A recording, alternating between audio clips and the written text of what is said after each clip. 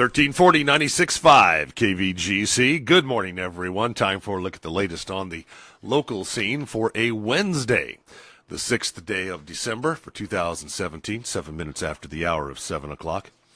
In the news for today, the city of Ione is looking to fill a vacant city council seat following the resignation of council member Ron Smiley.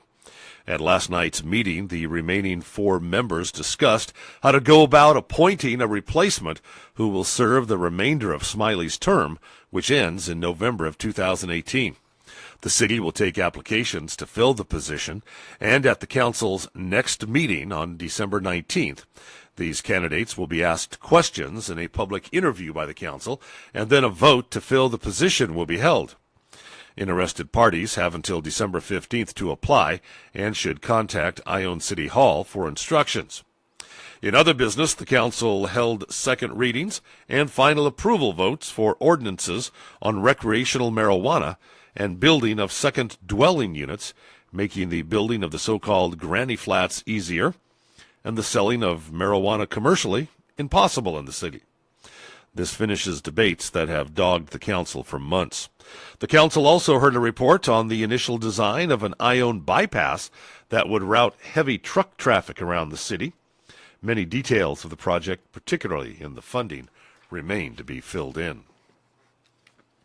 A man with ties to marijuana cultivation in Calaveras County was recently arrested in Minnesota.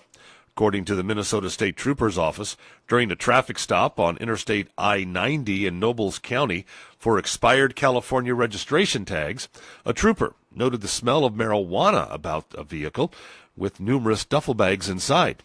The driver, Peter View, denied consent to search the vehicle and fled on foot when questioned. He was not captured at that time, but 227 pounds of marijuana were seized from the vehicle.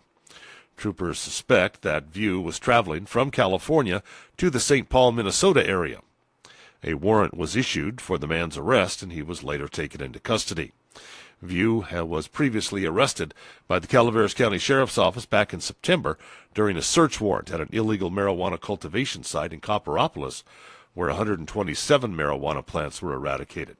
He spent 29 days in custody and in October pled guilty, no contest, to charges of possession of a large-capacity magazine, possession of an altered firearm, and illegal marijuana cultivation. And a high-speed pursuit that started in Valley Springs ended at the Amador-Calaveras County line Friday when the suspect jumped from his vehicle and escaped. According to reports around 11:30 Friday night, a Calaveras Sheriff's Patrol deputy attempted to stop a vehicle near Pine Street in Valley Springs. The suspect took off on 26 through the town of Paloma and through east on Highway 26 towards McCallamy Hill. The CHP deployed a spike strip near the intersection of Highway 26 and 49 in McCallamy Hill that successfully punctured the tires on the suspect vehicle. The vehicle, now running on just the tire rims, continued east on 26. While driving through the River Canyon east of the South Fork McCallamy Bridge, the vehicle was stopped by the CHP. A male driver jumped from the vehicle and fled on foot into the thick brush. A canine was brought in from Amador County and assisted in the search for the suspect, who managed to escape. The suspect vehicle was not registered and is listed for non-operation with the DMV. Authorities are conducting an investigation into the identity of the driver. And this Saturday, you can travel back in time at the Preston Castle. Enjoy an old-time Christmas at the castle from 10 until 4. Christmas carols will be playing to set the mood. You'll find interesting art, handmade crafts, jewelry, baked goods, and other gift items for your holiday shopping. Most vendors will be indoors in the basement area of the castle. Santa will be available for your child's wish list and photos to be taken. Now, this all begins at noon, and it's all free.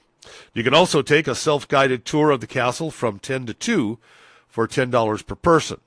This will be the last chance to tour the castle until next April. Also on Saturday, the annual Ione Business Community Association's Christmas Parade will wind down Main Street starting at 11 o'clock. There's no place like Ione for the holidays is this year's Christmas Parade theme. That's right. The Ione Fire Department's Santa Patrol hits the streets again tonight. Tonight, Santa will visit Midtown. He'll start at the Ione Fire Station on Jackson. He'll head out Plymouth Highway, come back, go up Preston Avenue to Oak Ridge Circle, around the circle, then down Nooner to Sutter, then to Shakely, and then back down to the fire station. Santa's visits start about 6 o'clock each evening. He'll wrap them up on Friday in Ione.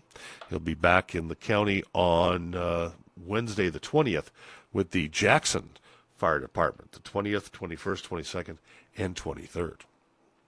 And that's a look at local news on a Gold Country Wednesday morning. Supervisor Forrester will be along at 8:30 with an update for us on yesterday's Board of Supervisors meeting. From the KVGC News Center, I'm Jim Geedy reporting.